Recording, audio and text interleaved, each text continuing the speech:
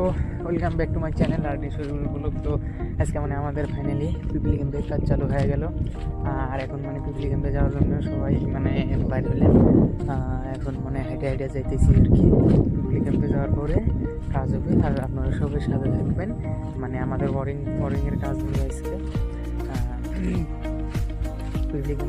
পিপলি ক্যাম্পে না তেঁতুলবাড়িয়া ক্যাম্পে কাজ কমপ্লিট হওয়ার পরে তারপরে যাবো আমরা পিপলি ক্যাম্পে। এই দুইটা ক্যাম্প বোর্ডিংয়ের বাকি আছে, তারপরে যাবো আমরা খরার মাঠ। এখান থেকে মোটামুটি 7-8 কিলোমিটার দূরে আছে খরার মাঠ। ওইখানে মানে একদম ভোরে থেকে কাম স্টার্ট হবে, সবার সাথে থাকবে। তো এখন তেঁতুলবাড়িয়া ক্যাম্পে কাজ হবে, সবাই দেখবেন কেমনে কীভাবে ওয়ারিং হয়।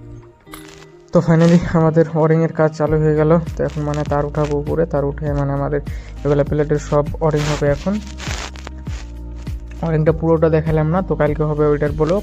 এখন মানে আমরা যেতেছি রুমে। তো এটা যাওয়ার টাইমে মানে আমরা আর কি ভিউটা তুলে ধরলাম। এখানে মানে অনেক ধরনের ফুলের গাছ হয় আর কি, ফুল মানে গাছগুলো দেখতে গেলাম। আবার সবাই সাথে থেকে ভিডিওটা দেখবেন, ফলো করে পাশে থাকবেন। আর মানে এই গাছগুলো মানে আসলে বহুত দিন হয়ে গেছে, তার কারণে মানে গাছগুলো অল্প মানে মরে গেছে। ওইদিকে আরও গাছ আছে, ওইগুলো পুরা ভালো আছে। তো এখন যাবো রুমে আমরা, সবাই সাথে থাকবেন। তো ফাইনালি আমাদের রুম পেয়ে গেলাম।